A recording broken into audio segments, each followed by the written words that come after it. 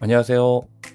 오늘은 지난 시간에 이어서 저출산 고령화가 우리 생활에 미친 영향 두 번째 내용 공부해 보도록 하겠습니다. 지난 시간엔 우리가 저출산에 관련된 내용들을 공부했는데요. 오늘은 고령화에 대한 내용을 공부해 보도록 하겠습니다. 자, 공책 여러분들 준비해 주시고요. 오늘 날짜, 단원 그리고 학습 주제까지 써 주시기 바랍니다. 자, 그럼 시작해 보겠습니다.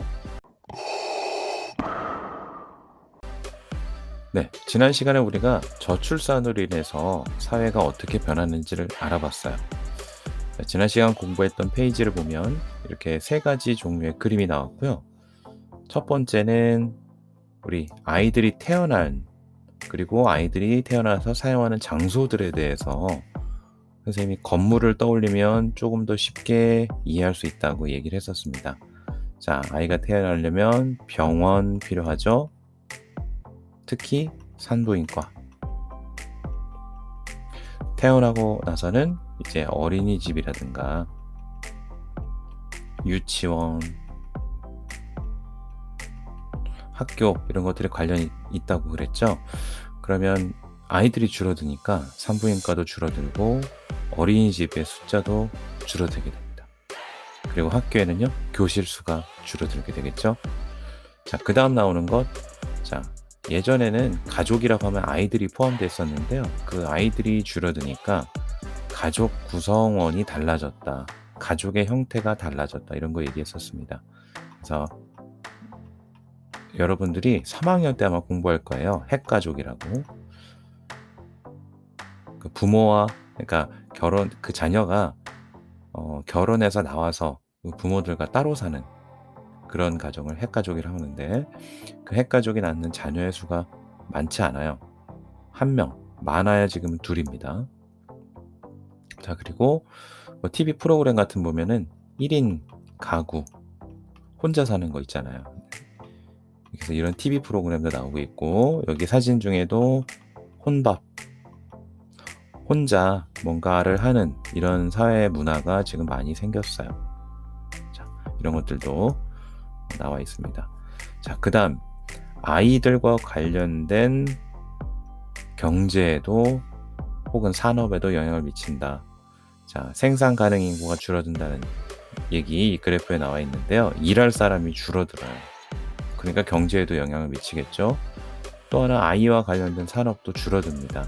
뭐 우유, 분유, 기저귀, 아기용품 이런 산업에도 영향을 미치게 되겠죠. 그리고 여기에 일할 사람이라는 것은 이 아이들이 나중에 자라면 일할 나이대에 성인으로 성장을 하겠죠. 그런데 이 인구가 이미 적기 때문에 우리나라의 경제를 끌고 짊어지고 갈 이 사람들의 숫자가 줄어들었다. 그래서 어느 날 우리나라 경제에도 영향을 미친다. 이런 뜻이 되겠습니다.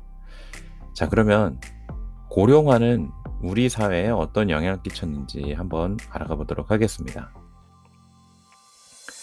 자, 첫 번째. 여기도 건물을 조금 떠올려 보시면 될 것 같아요. 자, 여기 보시면 병원 같아요. 여기는 병원.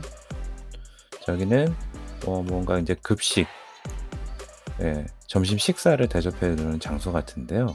여기 아래쪽에 봅시다. 노인 전문 병원, 노인정 등의 노인을 위한 전문 시설이 더 많이 생겨나고 있다. 자, 고령화가 더 가속화되니까 노인층의 인구가 늘어나니까 노인을 대상으로 하는 시설이 더 많이 필요하게 됐습니다. 그 시설의 대표적인 게 뭐라고요?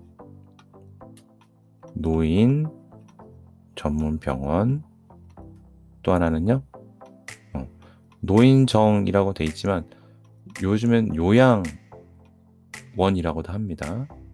자, 이런 건물들이 좀 많이 필요하게 됐어요.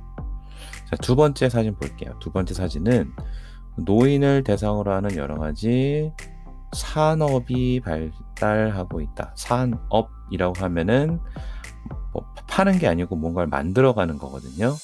자, 산업 이고 대상이 노인 대상이에요. 다른 말로 하면 요새 이것을 실버 산업이라고 합니다. 자, 실버 산업에 어떤 게 있느냐? 여기 보시면 뭔가 안마기 같은 거 여기에 앉아서 지금 한번 체험을 해보고 가시는 것 같아요. 자, 여기도 발 위에 뭔가 올려놓고 뭔가 서비스를 받아보고 체험을 직접 해보시는 것 같아요. 자, 노인 대상 의료산업, 뭐 안마기, 찜질기 이런 기계들 있죠. 이런 의료산업도 있고요. 요새는 또 노인 인구수가 많으니까 노인을 대상으로 한 전문 관광, 여행, 산업도 많이 발달해 있어요. 이것 말고도 더 많이 있거든요. 자, 우선 이 두 가지 정도만 대표적으로 말해 보겠습니다. 자, 그 다음 제일 아래쪽에 사진 볼게요. 노인들이 인구가 많아지니까 이분들이 행복하고 건강하게 살 수 있도록 복지제도가 많이 더 생겨나고 있습니다. 여기 보시면 기초연금 상담 접수처라고 되어 있거든요. 이게 뭐냐면은 이제 0세에서 14, 15에서 64, 65 그 이상. 자, 여기에 있는 아이들은 이제 일을 하지 않습니다. 자, 근데 여기에서 여기 사이대가 생산 가능 인구, 일을 할 수 있는 나이대라고 보고요. 여기는 이제 노인층이에요.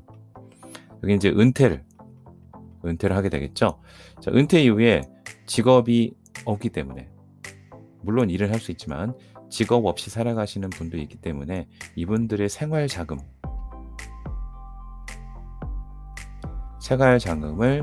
매달 얼마씩 지원을 해주는 게 바로 기초연금이 되겠습니다. 이런 복지제도가 필요하다 이겁니다. 또 하나 이제 나이가 들면서 건강과 관련된 이제 검진이라든가 병원을 더 자주 찾게 될 것 같아요. 그렇게 된다면 마음 놓고 병원에 찾아갈 수 있는 제도라든지 또는 거동이 불편해지면 집으로 찾아오는 의료 서비스 같은 이런 복지 제도가 필요하다. 이렇게 세 가지 영역으로 지금 설명을 하고 있습니다. 다시 한번 점검해 볼게요. 첫 번째, 자, 고령화 관련해서 첫 번째, 건물을 먼저 떠올려 봐라. 자, 그랬더니 노인 전문 병원, 노인정 또는 요양원 이런 건물들을 떠올리면 되겠습니다. 이런 시설이 많이 필요하게 되겠고요. 자, 또 하나, 노인을 대상으로 하는 산업, 실버 산업이 더 많이 필요하게 된다. 자, 관련 의료 산업이라든지 여행 산업들이 있다. 자, 그 다음은요, 복지제도입니다. 복지제도 중에 대표적인 거, 은퇴하고 나서 직업 없이 매년을 살아가야 되는데 매달 필요한 생활자금, 자, 기초연금이라고 해서요. 이런 복지제도가 필요하다. 또 하나, 건강과 관련해서 다양한 서비스들이 복지제도로 필요하다. 자, 이렇게 세 가지 분야로 얘기를 해봤습니다. 우리가 살고 있는 지역에 고령화와 관련된 어떤 일이 있는지 한번 보도록 할게요. 자, 여기 우리 학교 있는 부근의 지도예요. 자, 우리 학교가 지금 여기 있습니다. 자, 여기 선생님이 검색한 결과인데요. 지금 몇 개인가요? 총 하나, 둘, 셋, 넷, 다섯, 여섯, 일곱, 여덟, 아홉, 열, 열하나, 열둘, 열셋, 열넷, 열다섯. 총 15개의 마커가 지금 찍혀 있습니다. 자, 이것들이 다 뭐냐면요. 우리 오남읍이에요. 지역 부근의 노인 요양원. 선생님이 이렇게 검색을 해봤어요. 요양원으로 검색했더니 오남 지역에 15개가 있습니다. 자, 많죠. 우리 주변에, 우리 지역 사는 주변에 이렇게 요양원이 많다는 얘기는 노인 연령층이 많다는 것을 반증해 주는 게 되겠습니다. 자, 또 하나 내려가 볼게요. 자, 여기 할머니 한 분이 여기 인형을 안고 있거든요. 자, 이 인형이 뭐냐? 이게 효돌이에요, 효돌이라는 인형인데 이 역할이 뭘 해주냐? 밥 먹을 때 되면 식사하세요. 약 먹을 시간 되면 할머니 약 드실 시간이에요. 이렇게 얘기를 해주고요. 또 버튼을 누르면 혹은 머리를 쓰다보면 뭐 애교도 부리고 뭐 절 따라하세요 하면서 체조 프로그램도 설명을 해주고 퀴즈도 내주고 뭐 다양한 서비스를 해줍니다. 이게 AI예요. AI로 작동하는 인공지능 인형입니다. 자, 이게 그 노인층을 겨냥해서 만들어진 산업 중에 하나가 되겠죠. 자, 실버 산업 얘기했었는데요. 여러분들한테는 좀 어려울 수 있습니다. 선생님이 찾아봤으니까 이거 한번 보세요. 자, 홈케어. 그러니까 집안 관리하는 거죠. 노인들만 있다면 관리하기 어려우니까 이런 거 서비스 해주는 것도 있고요. 양로 혹은 요양시설. 자, 노인 전용 의료 서비스 산업. 노인 관광, 노인 대상 관광 산업, 노인 식품. 예, 이런 것들이 바로 실버 산업의 유형으로 제시되고 있습니다. 예전에는 의료에 좀 집중이 됐는데 최근에는 뭐 건강 관리 그리고 취미, 여가 생활 이런 등등의 산업으로 범위가 확장되었다고 합니다. 자, 세 번째 복지 분야인데요. 2020년도 올해에는 그 올해 복지 예산이 이렇게 더 증가를 했대요. 작년보다 17.8%나. 그 분야를 보니까 아까 얘기했던 연금 확대, 생활비 지급을 하는 거고요. 맞춤 돌봄 서비스, 이런 복지, 일자리도 증대를 했다. 치매 안심센터 이런 것들을 통해서 복지 사업을 더 넓혔다라고 기사가 나와 있었습니다. 자, 이렇게 확인이 됐나요? 자, 그러면 지난 시간까지 공부했던 저출산, 이 고령화, 이 두 가지 사회 변화를 대비하려면 우리한테 필요한 준비가, 사회적으로 이런 준비가 되어 있어야 해요. 자, 먼저 봅시다. 먼저 아이를 낳을 수 있도록 환경을 마련해 줘야 돼요. 자, 낳으려면 육아휴직 제도라든지 낳았을 때 교육비도 지원을 해준다든지, 가구별로 뭐 다인수 가족이다, 정말 인원이 많다, 자녀가 뭐 4명, 5명인 가정도 있거든요. 그럴 때 맞춤 지원 어떻게 해줄지. 또 하나, 아이가 이제 태어나서 학교나 어린이집, 유치원을 다닐 때 안전하게 다닐 수 있도록 이 시설과 서비스를 마련해 줘야 되겠죠. 이 두 가지는 저출산과 관련이 있겠습니다. 아래쪽 볼게요. 자, 노인들이 사회활동할 수 있도록 일자리 마련해 줘야 되겠죠. 그리고 복지제도도 마련해 줘야 되겠습니다. 의료나 요양 서비스라든지 연금 서비스. 자, 이것은 고령화와 관련된 내용이었습니다. 자, 이렇게 따로따로 할 것 아니고요. 또 하나 중요한 건, 자, 세대 간에 서로 소통할 수 있도록. 자, 이런 환경도 마련이 되어야 할 것 같아요. 자, 정리를 해볼게요. 자, 우리 사회에서 저출산, 고령화로 사회 변화가 나타나면 어떤 대비를 해야 되는가? 저출산으로는요, 아이를 낳을 수 있도록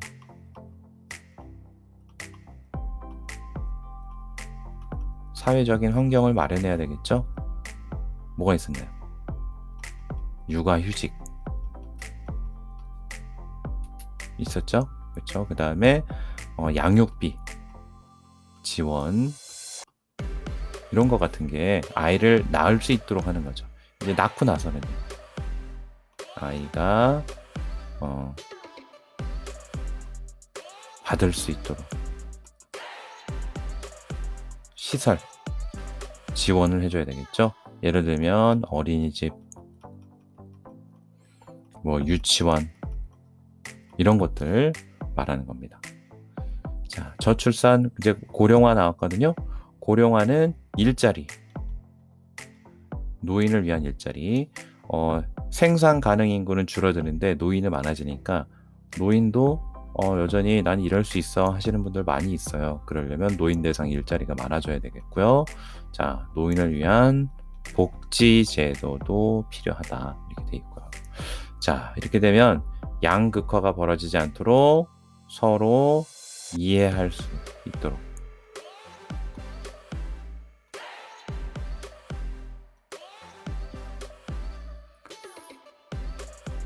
나이가 어린 세대 그리고 나이가 많은 세대 서로 두 세대 간에 세대 차이가 발생하지 않도록 서로의 입장과 환경을 이해할 수 있는 그런 사회적 분위기가 필요하게 되겠습니다. 자, 오늘 이렇게 해서 저출산 고령화 이 두 가지에 대한 내용 총 정리를 해봤습니다. 자, 오늘은 여기까지 하겠습니다.